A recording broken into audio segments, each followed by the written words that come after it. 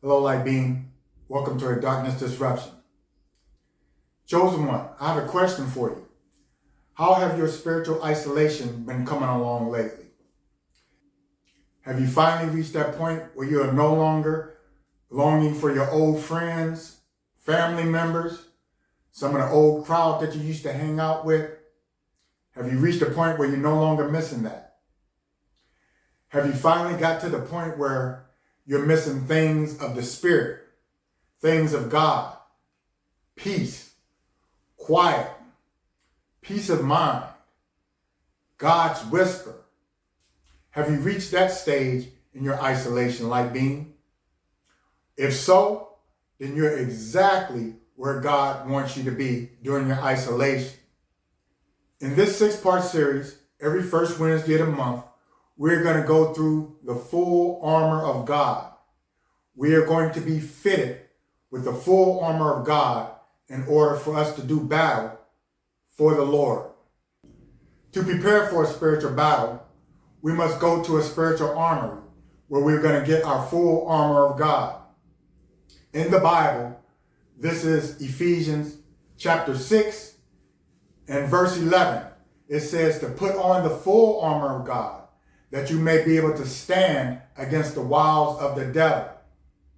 Verse 12, for we do not wrestle against flesh and blood, but against principalities, against powers, against the rulers of darkness of this age, against spiritual wickedness in heavenly places. Lightbeam, every warrior from the beginning of time had a special battle uniform. Even before time, even in the heavens, when God was having a spiritual battle with the fallen angels, they all had special uniforms to wear. Same thing with us, Lightbeam. We must be armed with the full armor of God. Ephesians chapter 6, verse 13, it says, therefore, take up the whole armor of God, that you may be able to withstand in the evil day, and having done all, to stand. Today, Lightbeam, we're going to be fitted in this video with our very first piece of God's armor, the belt of truth. Ephesians chapter 6, verse 14, it says to stand, therefore having your loins girt about with truth. What are your loins? Your loins is anything below your belt, your private parts, your genitals. On social media, they have eggplant and the peach. That is your loins, your reproductive organs. And a belt, the belt of truth. Warriors in battle, their belt holds their weapons, knives, guns, canteen, anything that they need for battle, the belt will hold it. All warriors and superheroes wear a belt. Look at Batman. He has a utility belt, one of the most famous belts of all times. For God, in God's army, the belt is used for truth. It is the first piece of God's armor. In this battle that you're going in, there are only two sides, truth and lie, good and evil, light and darkness. You're either a children of the lie or you're a child of God, the truth. Think about this, Lightbeam. In God's army, the belt is used for truth. Now, take that into the world.